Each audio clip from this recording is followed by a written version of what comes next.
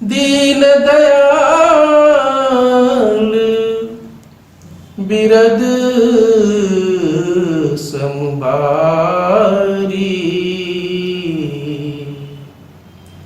हरहु नाथ मम संकट भारी।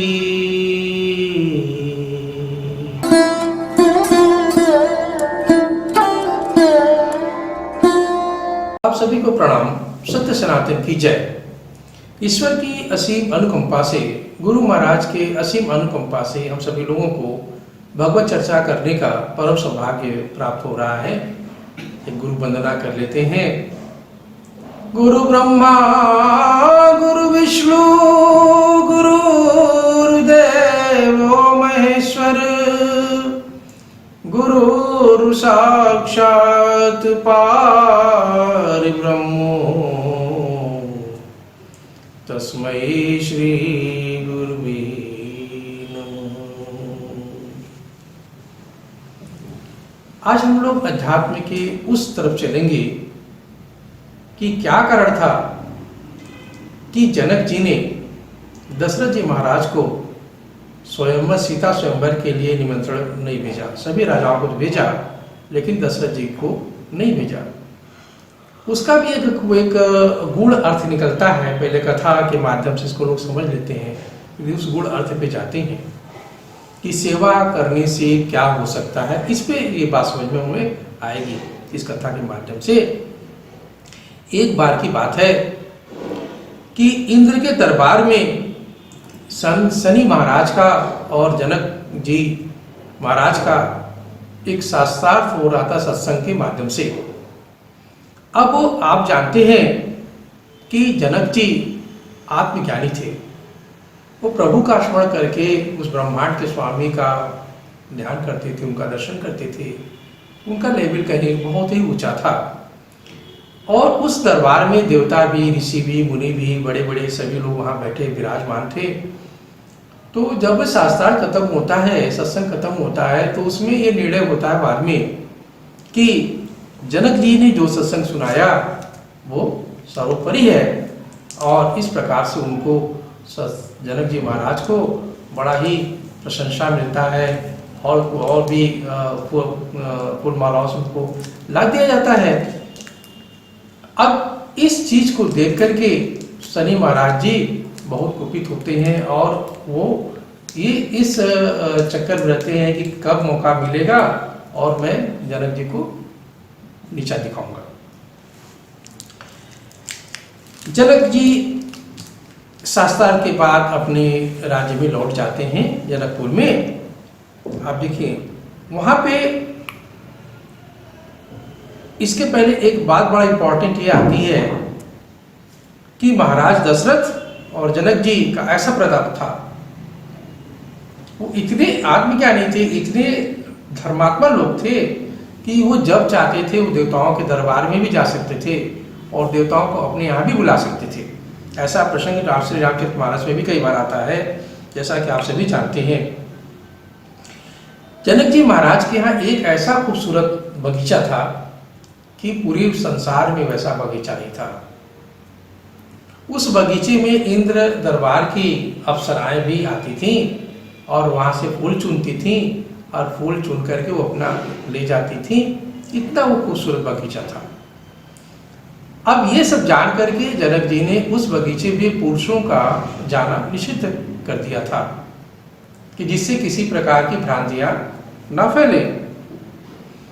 अब एक बार की बात है कि उस जो वो बगीचा जो जनक जी को प्राणों से भी प्रिय था, शनि जी महाराज जनकपुर के ऊपर से अपना कहीं भ्रमण कर रहे थे आकाश मार्ग से।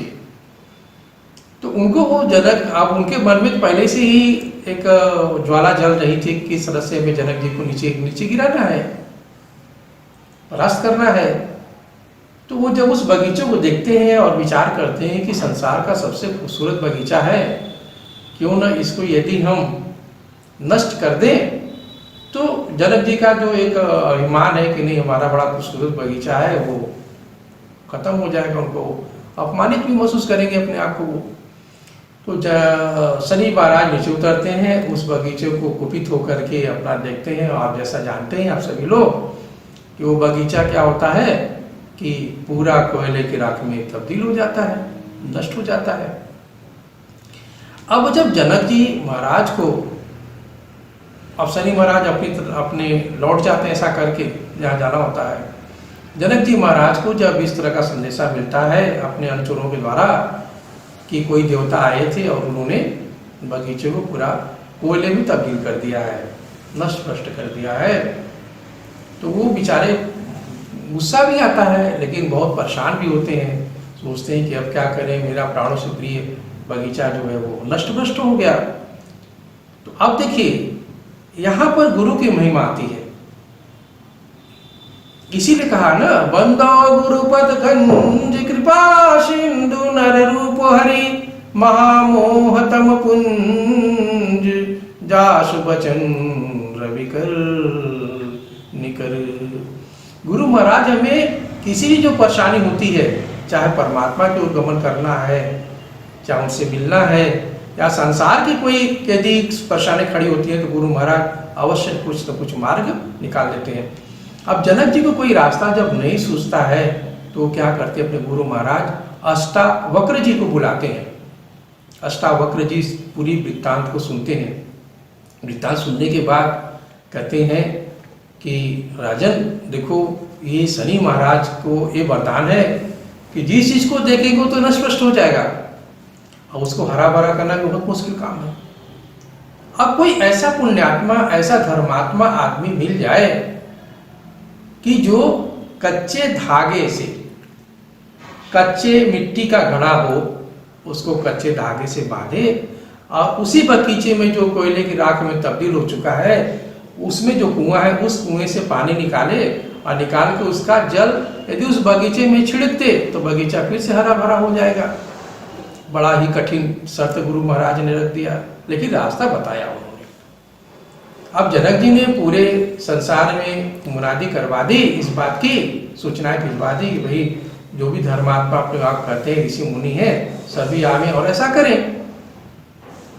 तो उस सूचना के फलस्वरूप सभी धर्मात्मा, बड़े बड़े जो तपस्वी थे, मुनि थे, सब आते हैं। और आने के बाद जो है, अब वो जैसे ही अपना कच्चे धागे से और मिट्टी के, कच्चे मिट्टी के घड़े में उसको बांधते हैं और कुएं में डालते हैं, तो या तो धागा टूट जाता था घड़े के भार की वजह से, या वो जो है जैसे ही पानी में डालते थे वो कच्चे मिट्टी का जो घड़ा था पानी में घुल जाता था, टूट जाता था, पानी निकल नहीं पाता था। इस प्रकार से सारे राजा जो है अपना हार मान करके, ऋषि मुनि जितने आते थे सब हार मान के चले जाते हैं। किसी का धर्म कर्म काम नहीं करता। लेकिन उस समय ऐसा माना जाता था कि एक ही राजा है धर्म धुरंधर, जो महाराज दशरथ है। ऐसा माना जाता था कि यदि वो अपने मन में ठान ले कि नहीं, हमें इंद्र का सिंहासन में गिरा देना है, तो खाली उनके धर्म का ऐसा प्रताप था कि वो इंद्र के सिंहासन को भी गिरा सकते थे। जो राजा जनक जी ने ऐसा जब सब सुना कि नहीं, मेरे बगीचों को फिर से हरा भरा महाराज दशरथ जी कर सकते हैं, तो अपने अनुचरों को, सेवकों को उनके यहाँ भेजते हैं गुरु महाराज के आज्ञा अनुसार। तो अनुचर जब जाते हैं तो एक पत्र लेकर के महाराज दशरथ के दरबार में जाते हैं। जब उस पत्र को महाराज दशरथ देखते हैं तो उसमें ये लिखा रहता है कि इतने राजा आए और ये शर्त थी, इन शर्तों के हिसाब से उन्होंने प्रयास किया, लेकिन किसी धर्मात्मा राजा का धर्म का प्रताप काम नहीं कर सका। आप एक ऐसे राजा है जो इस काम को कार्य को कर सकते हैं। अब महाराज दशरथ बड़े संशय में पड़ जाते हैं कि अरे, अभी तक तो मेरी एक छाप ऐसी है कि मैं संसार का सबसे बड़ा धर्म धुरंधर राजा हूं। यदि मैंने यदि धर्म ने मेरा साथ नहीं दिया तो मेरी छवि बिगड़ जाएगी, धर्म का भी बड़ा मजाक उड़ेगा। तो ये सोच करके वो बेचारे जो है उस अनुचर को तो कहते हैं, अच्छा ठीक है, तुम जाओ जनकपुर, मैं आता हूँ या मैं प्रयास करता हूँ क्या करना है। अब वो और जब अनुचर लौट जाता है, यहाँ पे रात में अपने महल में सोते हैं, तकिए के नीचे उस पत्र को रख दिया, सोच विचार करते हैं। अब इनकी चिंताएं बढ़ गई, 7 दिन तक सोच विचार करते रहे। अब खाना पीना भी नहीं खाते थे। कौशल्या को भी नहीं पता, महारानी जी को भी नहीं पता चल पाया कि क्यों चिंतित है ये। महाराज दशरथ किसी को नहीं बताते थे।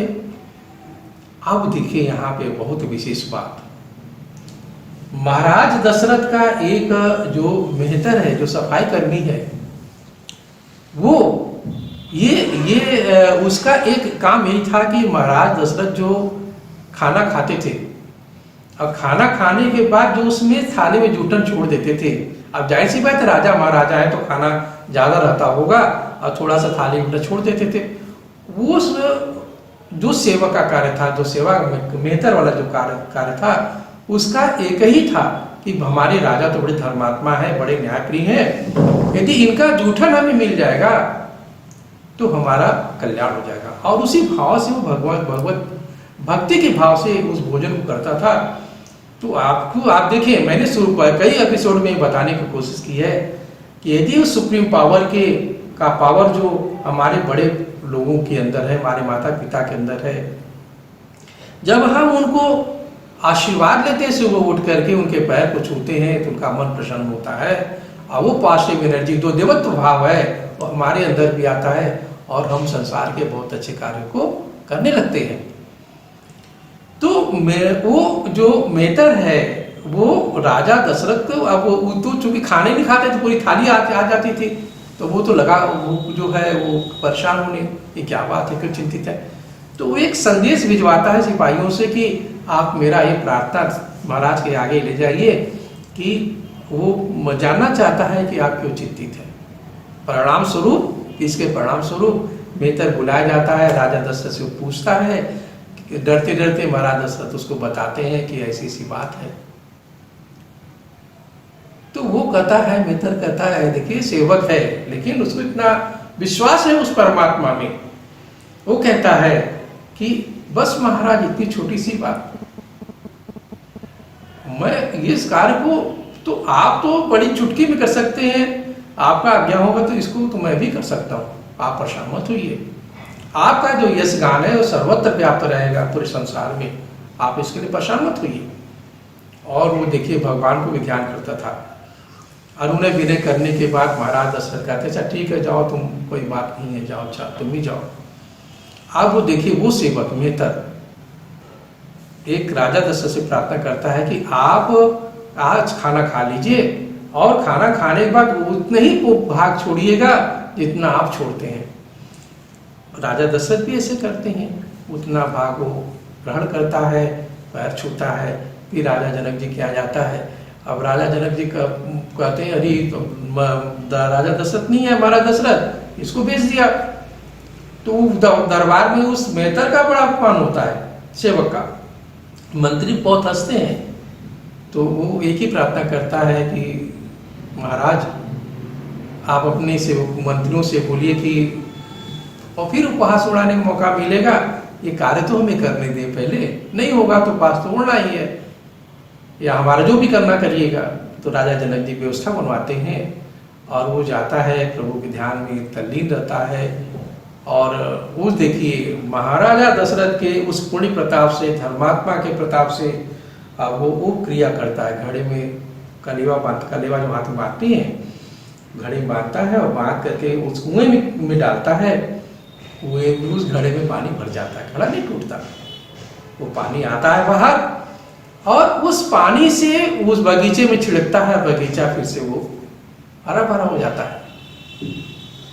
अब उनका यशोगान महाराजा दशरथ का चारों दिशाओं में गुजरने लगता है, उनकी जय जयकार होने लगती है। महाराज जनक भी बहुत धन्यवाद देते हैं कि महाराज दशरथ की जय हो। अब देखिए आगे, जब सीता स्वयंवर होने लगता है, सब राजाओं को निमंत्रण कार्ड भेजा जाता है कि भाई ठीक है आप आइए, ऐसा ऐसा व्यवस्था है। लेकिन वो मारे डर के राजा दशरथ को नहीं भेजते निमंत्रण। वो ये सोचने लगे कि जिस धनुष को कोई राजा महाराजा नहीं तोड़ पा रहे हैं, रावण जैसा भी था बलशाली, जिसने कैलाश पर्वत को उठा लिया, जब वो नहीं तोड़ पाया, तो कहीं ऐसा न हो कि महाराज दशरथ को हम निमंत्रण दें, वो अपने किसी सेवक को, अनुचर को भेज दें और वो आकर के धनुष तोड़ दे तो हमें अब सीता जैसी बेटी को उससे ब्याह करना होगा। ये सारे डर के मारे उन्होंने महाराज दशरथ को निमंत्रण नहीं भेजा। और इसके आगे की कथा मैं आपको आगे बताऊंगा। एक छोटा सा तुलसीदास जी महाराज का चौपाई है, इसको आपको सुनाता हूँ। दीन दयाल बिरद समबारी, हरहु नाथ मम संकट भारी।